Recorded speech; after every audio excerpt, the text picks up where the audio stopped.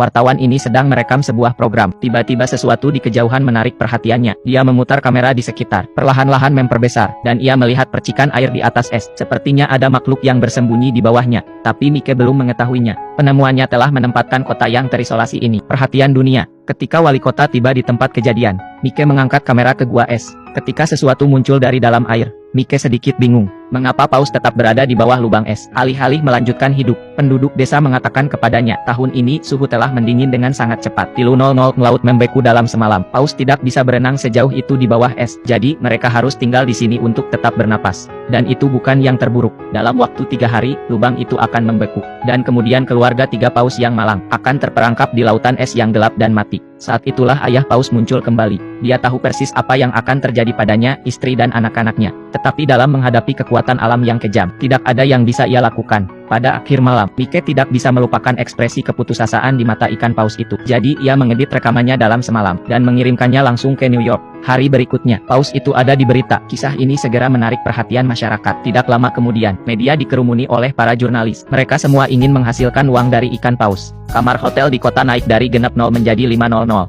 Namun, antusiasme mereka tidak surut. Kota perbatasan yang tenang tiba-tiba menjadi hidup. Tetapi sang wali kota tampak sibuk. Paus mungkin telah menjadi berita. Tetapi mereka tidak keluar dari bahaya. Dan tidak semuanya buruk. Penduduk setempat memiliki tradisi membunuh paus. Penduduk desa sudah merencanakan bagian ikan mereka. Wali kota tidak ingin mengambil keuntungan dari ikan. Tetapi penduduk desa harus mencari nafkah. Tidak ada yang bisa dilakukannya. Segera setelah itu, sebuah konferensi pers diadakan di kota. Perwakilan masyarakat adat memperdebatkan kasus mereka. Menekankan bahwa perburuan paus adalah cara hidup mereka. Itu masuk akal dan legal. Ana dari masyarakat hewan tidak mau kalah, bahwa kapal pemecah es sedang dalam perjalanan. Paus-paus itu akan segera dikembalikan ke laut. Mereka berselisih paham. Untuk sementara waktu situasi terhenti. Tiba-tiba, semua orang di ruangan itu menoleh ke belakang. Wali kota berjalan ke pesta peluncuran. Apa yang terjadi selanjutnya? Apa yang terjadi selanjutnya di luar dugaan siapapun. Wali kota meyakinkan para delegasi dalam 5 menit. Mereka sepakat dalam keputusan mereka untuk membantu paus keluar dari perangkapnya. Sekarang Ana bingung. Ada begitu banyak kebisingan. Bagaimana mereka bisa berubah pikiran secara tiba-tiba?